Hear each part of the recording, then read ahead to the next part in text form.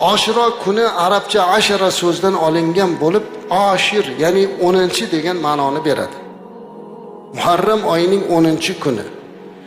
Bu kun eng fazilatli kunlardan hisoblanib, Ibn Abbos radhiyallohu anhudan rivoyat qilinadiki, payg'ambarimiz alayhisalom Madinaga kelganlarida roza tutayotganini ko'rdi yahudiylarda o'sha Oshiro kunida. So'radilarki, "Nima roza bu? Nima uchun bugun roza tutasizlar?" dedi. Shunda ular aytdilarki, "Bizga mana shu kuni Alloh taolo Bani Isroilga najot bergan, Fir'avnning changalidan qutulganmiz. Shunda Musa alayhisalom shukronasiga roza tutgan, biz ham o'sha kuni shukronaga roza tutamiz" deydilar. Payg'ambarimiz alayhisalom ularga qarab, "Musa alayhisalomga men sizlardan ko'ra haqliroqman" deb o'sha kuni uzot roza tutdilar.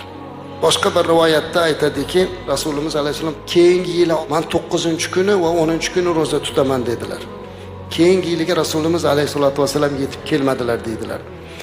Va shundan kelib chiqib bizni ko'p ulamolarimiz tavsiya beradilarki, Oshiro kunini rozasini tutmoqchi bo'lganlar 9 Muharram va 10 iloji bo'lsa 11 3 kun roza tutib qo'yishligi yoki bo'lmasa 10-11 qilib tutishligini tavsiya qilib beradilar. Roza tutish bu nafl roza hisoblanadi azizlar.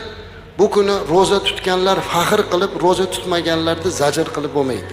Yana bu kunida bir narsa borki azizlar, Imom Bayhaqiy rivoyatida Imom Hofiz Suyuti bu hadisni sahih degan ekanlar. Rasulimiz alayhisalom aytadilarki, kim Oshiro kunida oilasiga kengchilik yaratib bersa, kengchilik qilib bersa, Alloh taolo unga yilni qolganini keng qilib qo'yadi.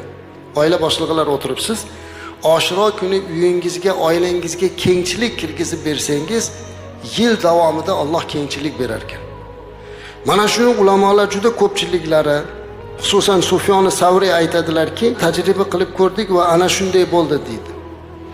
Sufyon ibn Uyayna aytadilar, biz buni 50 yil yoki 60 yil tajriba qilib ko'rganmiz va faqatgina yaxshilik ko'rdik deydi. Ya'ni har yili mana shu kuni kengchilik qilganda, yil davomida oilasida kengchilik bo'lishligini, guvohi bo'lganligini 50 yil, 60 yil aytib beryaptilar. Shuning uchun bir kun imkoniyat uyingizga, oilangizga bir kengchilik qilib bering.